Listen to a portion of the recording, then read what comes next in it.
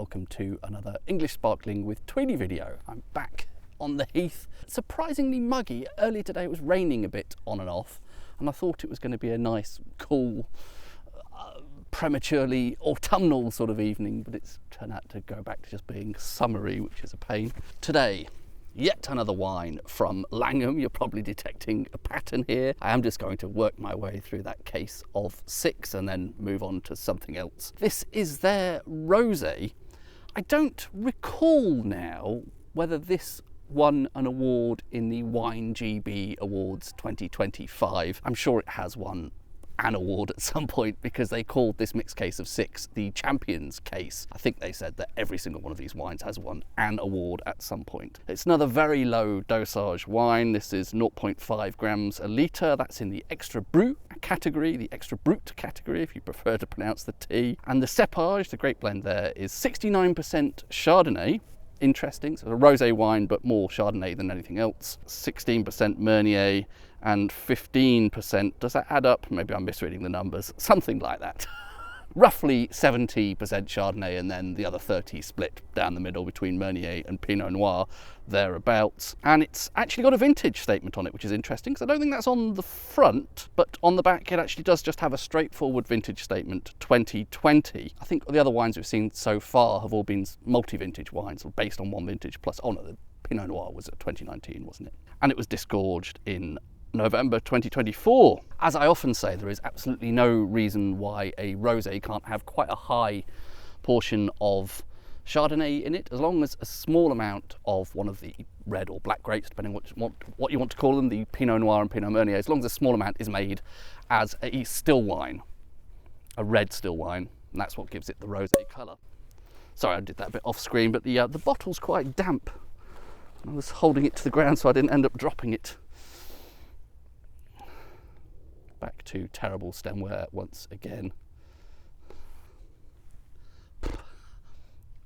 Obviously a rosé colour.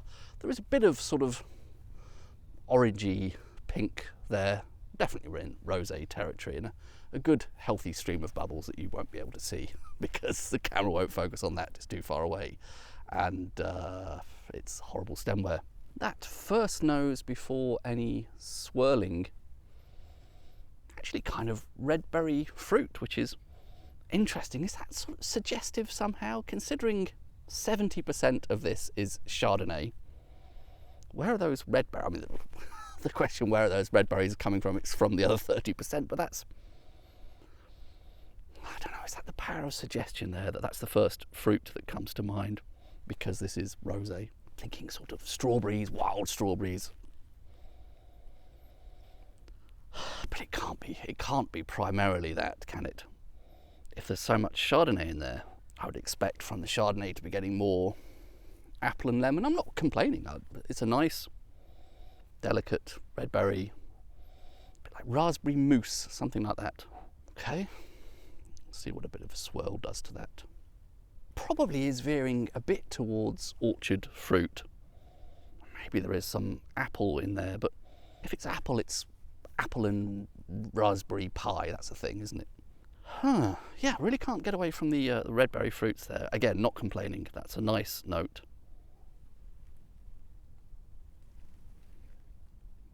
Lovely mouth-filling mouth-feel that has. Very pleasant sensation from the mousse on the palate. It's very light. Again, Langham seems to have pulled off this magic trick of a very low dosage wine, which is also still really quite fruity. Possibly the palate, I'm getting a bit more of that apple character from the Chardonnay now, but still, I really can't get away from the red berry fruit there. It's a nice sort of fresh, juicy, big, but light, if that makes sense, mixture of, yeah, apples and red berries, I think. Some people walk past, so I pause for a moment to eat a sausage roll. You don't need to know that, do you? But it's amazing, isn't it, how just 30%, apparently, in this particular wine of half and half-ish, Meunier and Noir, Pinot Noir, can give it that red berry fruit character, because that's definitely not something you would expect to find in a pure Chardonnay. I think more orchard fruit on the palate. Definitely is at least a bit appley there. And that must be the Chardonnay finally sticking its oar in, having been surprisingly shy on the nose. Again, not complaining. Red berry fruit, raspberry probably. Lovely. My recent wine tasting videos have gone on far too long. I think I've been babbling far too much. So I've poured myself a bit more, and I'm going to try and come to a relatively swift conclusion with this. Still definitely, predominantly, I think, raspberries on the nose, and or, as I may have said earlier, wild strawberry, or just strawberry really. As I quite often say, wild strawberry, something I just say to try and imply it's sort of delicate and dainty and refined. And I think I'm getting a little bit of apple there, maybe on the nose. Not really seeing much citrus here. Slightly more apple character on the palate.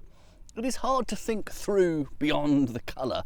When I see pink wine, I start to think of pink fruits. It's difficult to...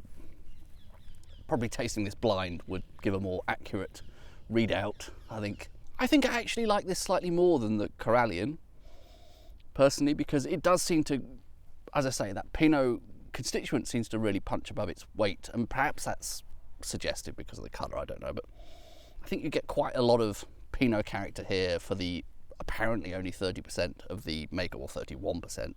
So it's definitely good. I would call this good. I don't think it's quite the heady joy that the Culver was for me, and I think the Pinot Noir, the Blanc de Noir effectively, was also a step up from this, personally. Maybe I like this slightly more than the Corallian, but still good. Like I say, that magic trick of very low dosage, so it is a very dry wine, objectively, and yet still packs quite a lot of fruit. I like what they do there at Langham. Feels like you're getting quite pure fruit in a way, but still able to actually appreciate it and identify it and enjoy it. I'd like to eat another sausage roll, so I'm going to shut up now. It's raining a little bit as well, which is great. Cheers.